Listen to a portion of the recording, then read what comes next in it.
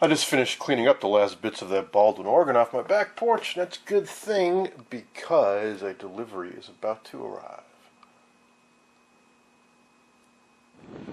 And there it is, guys. Stumbled across this in a local vintage resale shop tucked in the corner. The seller proprietor actually seemed surprised anybody was interested in it, and he only wanted 20 bucks for it. I think he was happy just to get it out of his shop, but I couldn't manage it on my own. Luckily my buddy could, and he just showed up with it, so we're gonna unload this and try to get it inside. It uses a big 19-inch picture tube, I think, so if it's bad, it's one of those metal cone jobs. That could be a showstopper. And it is a Stromberg Carlson. A rather unusual model at that. Took me a while to find any info about it online. Well, this thing is a beast, but we dragged it into my garage.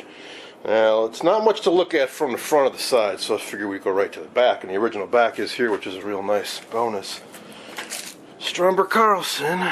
Tele-antenna, that means it's got a built-in antenna. For best reception, they tell you how to adjust the built-in antenna.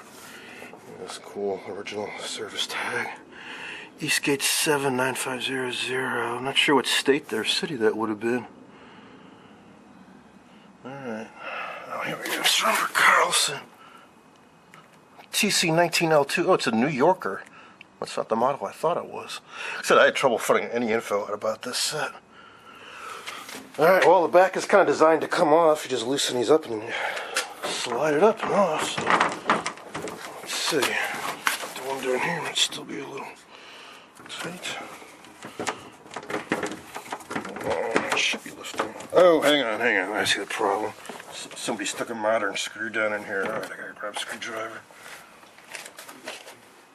Okay, here we go, I think, for real this time. Yes. There we go.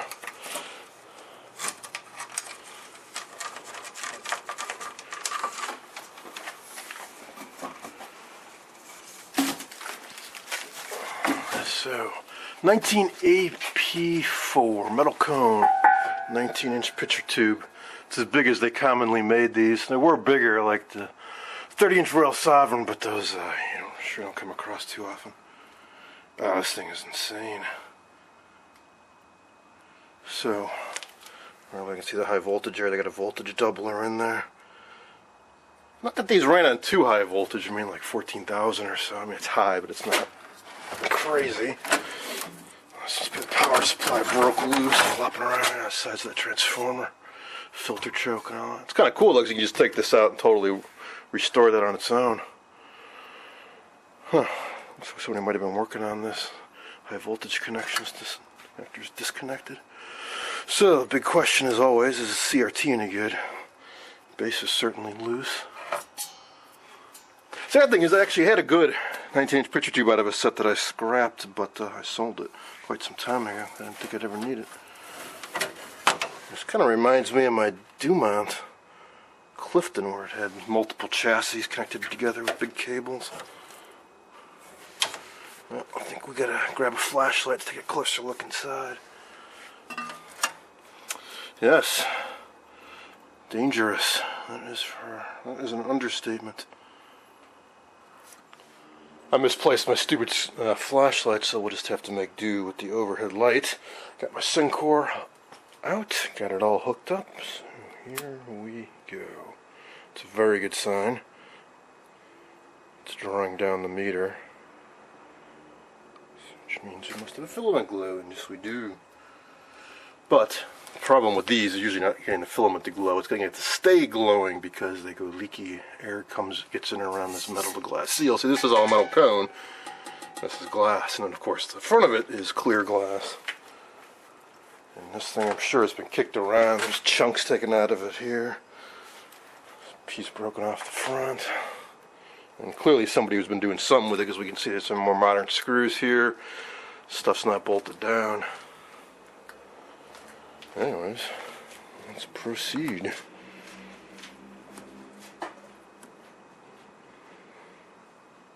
Not really anything going there. glimmer of some emissions. We're going to drop right back down. Yeah, not looking good. So we lit up. Hey, look at that. Flashlight has reappeared. Alright, well, while this sits, hopefully starts to move, the rest of this. So just a big old honking power supply up there, and then... Now this actually does remind me, in fact, it looks quite a bit like the chassis in my Stromberg Carlson TC-19. I'm sure it's not a coincidence. It's that same kind of three-dimensional chassis, which some tubes are horizontal, some are vertical, and it's got that same goofy tuner that uses movable inductors. There's cores that slide up and down. Has continuous tuning. Crazy thing is, where the tuner is, which I think is this thing, or is that the volume? So all the controls are up top. So it's probably one of these. They probably have cable, like, you know, flexible rotary cables that run all the way down to the tuner. So you rotate a knob up top. Let's take a look. It's a cool thing about this. I mean, it's so plain looking because there's just nothing on the front. It's the big screen, and everything is hidden under here. Open with my left hand. There we go. Okay, so it is on this side. So you have to flip a switch before the high and low channels, 2 through 6 and 7 through 13. Continuous tuner. Feels kind of crunchy, don't want to mess with that.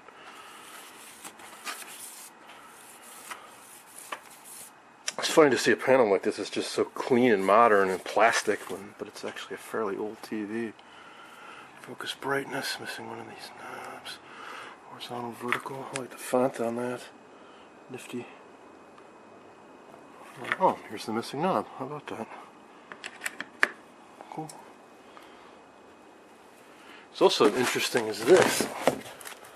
That is a UHF tuner panel.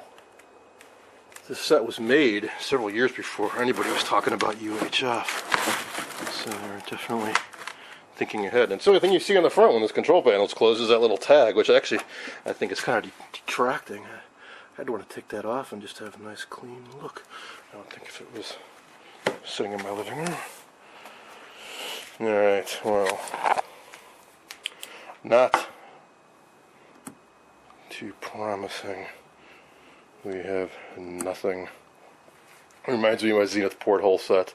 16-inch metal cone picture tube. Same deal. Nice filament glow. Zero emissions. Which does make me think that this might be gassy, slightly gassy. And it's just preventing any type of emissions from getting through. Well, I'll just let it sit for a while. Well, it's been about an hour. We ran over and got a pizza and let this thing cook.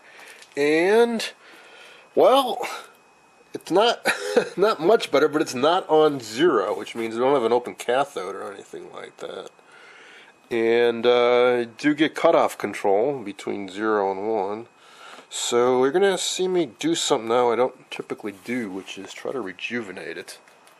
Figure I got nothing else to lose. Now, even if this thing burns out or I can't bring it back, there are other options. To get another 19 AP4, very, very unlikely. And even when they start rebuilding picture tubes again at the early TV Foundation, I don't know if they're going to do metal cone. There is an all-glass round one, but they rarely ever show up. But the reason why I couldn't put a rectangular picture tube in here, really, I mean, the picture tube is kind of freestanding. It's on this mount, which I could adjust the height of if I needed to. If I get like a 21-inch rectangular picture tube, it could be made to work in here. And at any rate, this set's unusual enough that I'm definitely going to try doing something with it. Alright, so I'll try doing the auto restore first. Just hold down the red button and watch this needle swing over 3 times, and hopefully it gets better each time. So here we go. Notice the filament's glowing a lot brighter. It kind of cranks up the filament juice while you're doing it. Alright, not a good sign. It's not doing anything. So maybe this thing is slightly gassy after all. But look at that, from having that filament cranked up. Now the emissions are up a bit. Huh. Alright.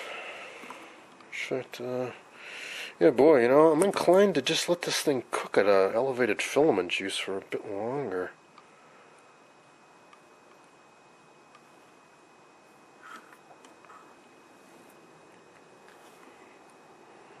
Let's put this on about 7.5. Check the emissions again. So it's up to 2 now. But of course that's what the filament cranked up. Put this back down to 6.3 and well, let's try the rejuve function. Should be a flash when I push this. No. That's the weird thing. The auto restore and the rejuve, they didn't even do anything. Auto restore the needle should pulse, and rejuve there should be a flash, and it's not doing anything. So I think this thing's really on its last leg. So there's just 2 more things. Try manual 1 restore, manual 2 restore. So we'll try manual 1. Nope, nothing. Manual 2. Nothing. So, yeah, well, I guess I'll just let this cook for a while longer, but, like I said, even if it doesn't come back, I still have other options. So I think next what I'll try to do is see if I can find any surface info on this and pull out the chassis. It's a nice thing is I can actually work on this while leaving the rest of this out in the garage. This chassis certainly is ready to come right out, and this should slide out on its own. One thing that'll be goofy is, or maybe a problem, is these control cables. Like, how do they connect up, and can I run the set without them being attached? Now, obviously, I can disconnect this yoke and that plug right there, and the power supply seems to connect with this cable here. I'm not sure where this one's supposed to go yet.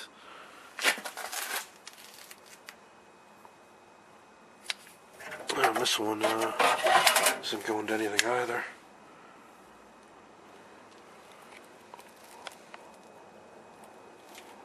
Weird. I don't know where these 2 would plug in.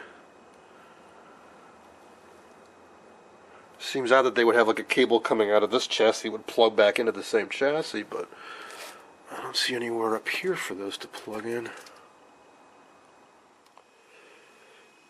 Well, let it sit for a while longer at 8 volts and the emissions are back down to 0 now, so yeah, I really think this thing is just on its last legs and probably actually is a little bit gassy. Now, we explored around a little bit more inside, and I think I figured out what these cables are. The one cable plugs into the power supply inside there. This cable. The other one most likely plugs into the front of this chassis because it's actually going up to that control cluster up there. And yeah, these controls are weird. So that one, this coming down here, is actually a flexible 90-degree connector that goes to this, which is the focus rheostat. And then there's a big cable coming down. Well, that is what this guy is.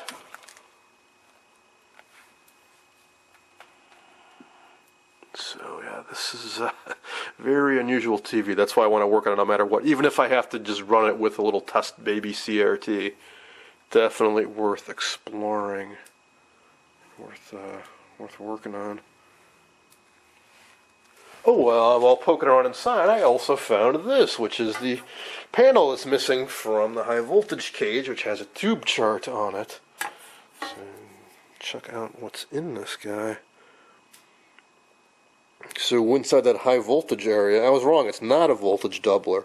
There's actually only a single high voltage rectifier. But what it does have is 2 horizontal output tubes, probably running in parallel. Or maybe push-pull. Flyback doesn't look like anything too special, though. It looks just like your standard old late 40s. So I thought it had a voltage doubler, though, so it's got 2 high voltage capacitors. but there's only one high voltage rectifier, so it can't be a doubler. It's probably just a pi filter. No more when I dig up the schematic for it.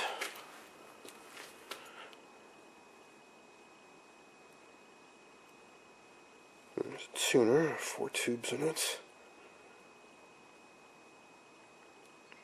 Air test 11. I'm not sure what that might mean. Kind of a faint stamp on there.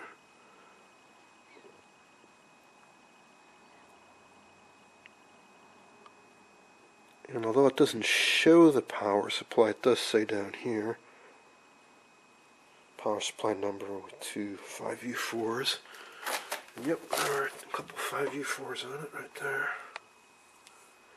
Alright, so, hey, look at that, the emissions climb back up. Huh. But only to about 2, and that's at about 8 volts. So, maybe I could eke out an image from this picture tube, especially with the brightener on it. Also notice there's another service tag. There appeared to be one down here.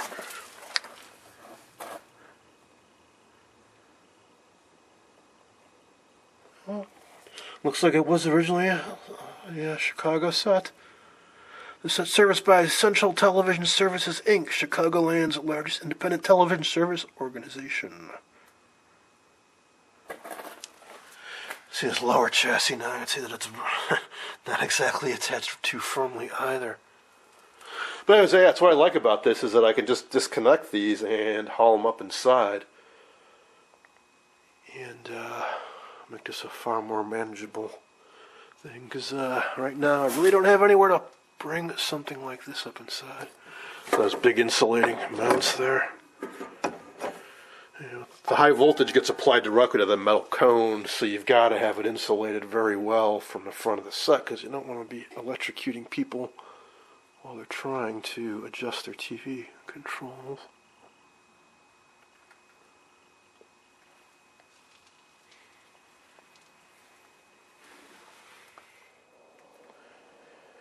Well, the upper chassis was certainly easy enough to get out because there was nothing holding it in.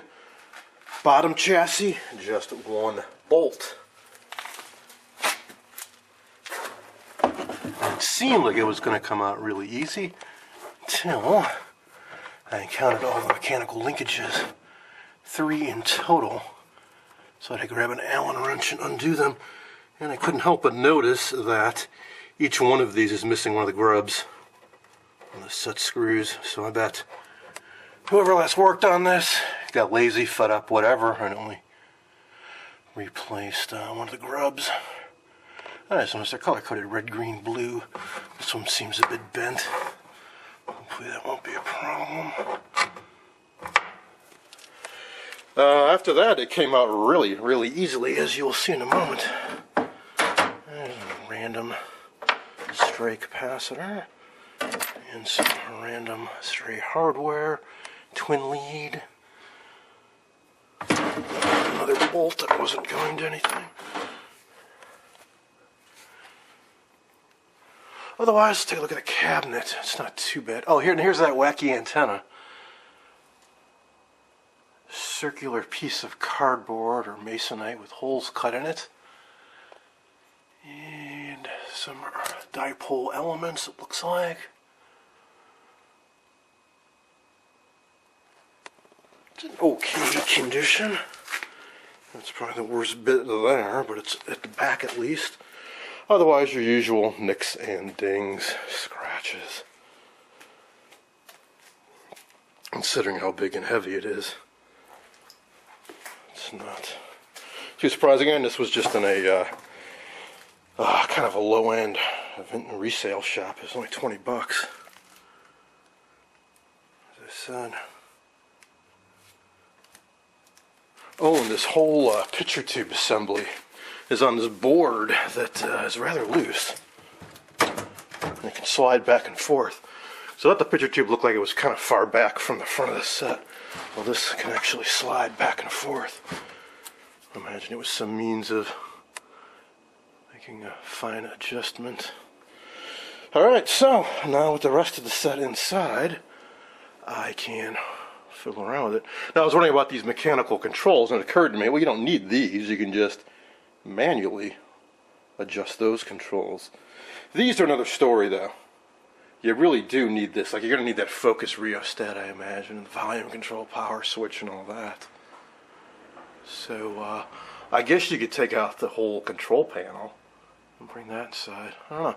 Hey, I haven't looked up the service info yet. I imagine it will be in riders, and maybe they've got some service tips. Alright, let's take a closer look at what I've got. Let's start with the boring thing first, which is the power supply. A big old honking transformer, a couple 5U4s, filter choke, I imagine, and some caps.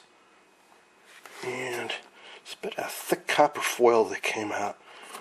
Probably ran as a strap over to the picture tube frame or something like that, or its grounding strap.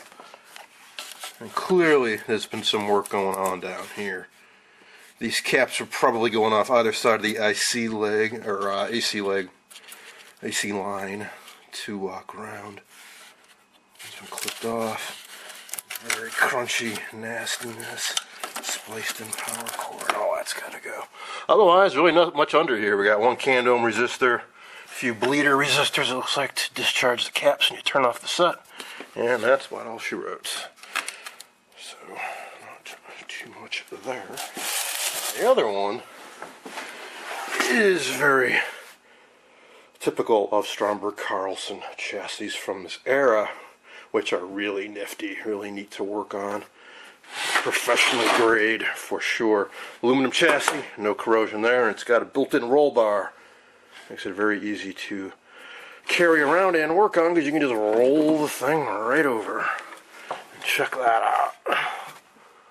Three-dimensional circuitry. We've got tubes and caps, bumblebee caps everywhere, and parts everywhere. A lot of ceramic discs too. Man, what a mess. This was pretty high-end stuff, right up there with Dumont's. And although I have not worked on one, even though I have a Stromberg Carlson TC-19, which is rather reminiscent of this, I have heard from other guys who have, and I say it is not that much fun to get some of these parts. So we have tubes mounted vertically and horizontally. And here is where those cables clipped in. Speaker here, I believe, or here, and then 1, 2, 3. Now this is for the tuner, and I could tell right away it broke. This would have gone around here to operate the tuner. Hopefully the mechanism still works and I can demonstrate variable inductor action here. Yes, yes. So those slugs move in and out of coils.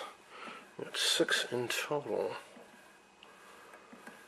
But that wasn't enough range to sweep over the entire range from channel 2 to channel 13, which is over 150 megahertz, I believe. So they do have a band switch to switch from the low VHF to high VHF. Other controls, and there's one here, rotary, that was for that band. Oh no, it's broken. That's the band switch. Crap. Well, once before I was able to glue one of these wafers back on and it held up well enough. Now, realistically, if that's all that this switch does, this switch between bands 2 through 6 and 7 through 13, I operate usually all mine on channels 3 or 4, wouldn't feed in a signal from either one of my own transmitters or hardwired cable, so I could just kind of hardwire that in position. And the other one, very much, I think, is a brightness or contrast. And up here is where the other control cluster plugs in. And here is the high voltage lead.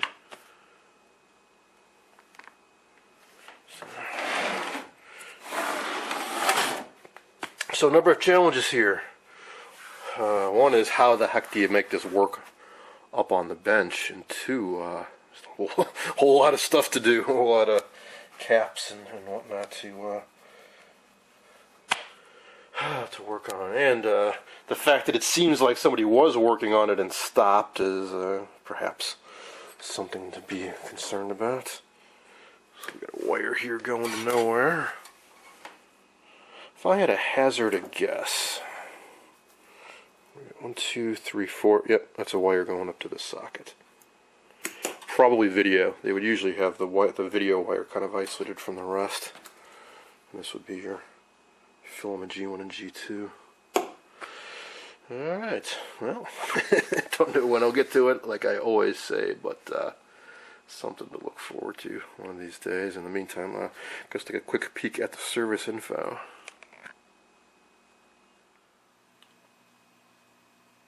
Alright, service info seems to be in Riders of Volume 5. Yes, models TC-19, 19AP4, 29 tubes.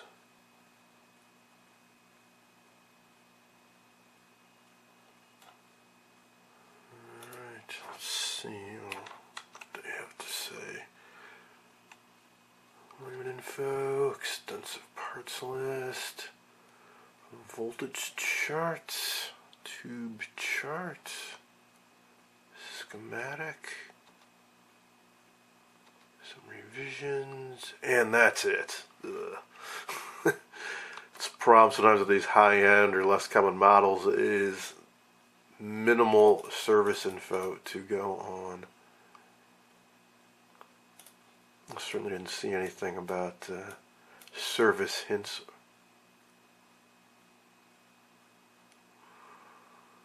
Well, I can confirm a few things, like it did indeed have caps across the AC line. 5G4s are running. No, they're not actually in parallel. I mean, they're paralleling up on the plates in one, so they're using each of these as just a single diode. Okay. Let's see, anything else of interest? It's a tuner. They actually use separate halves of the 6J6 for high and low band oscillator. See, these are the ganged variable inductors for the tuner. High and low. So two completely separate circuits for the high band and the low band. 4-stage video IF. That's got to be pretty good performance.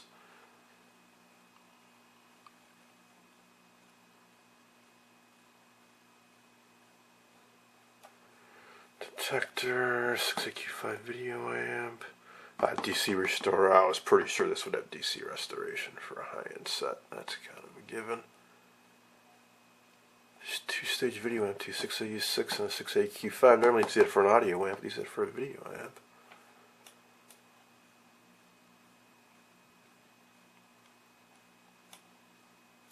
A 6V6 audio output, just a single speaker.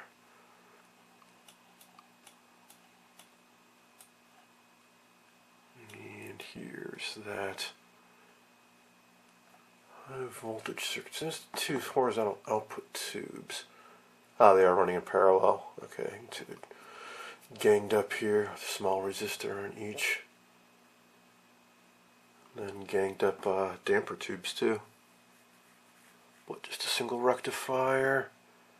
I was wondering, yeah, okay. I was wondering why there were 2 high voltage rectifier capacitors. Get back over there. So it is a pi filter. We've got one here, and then a resistor. It says, I think that'd be 0.68 meg, not 68 meg. 1 watt, and then another one. I'm kind of curious, this one goes to ground, but this one goes to a resistor with damper tubes.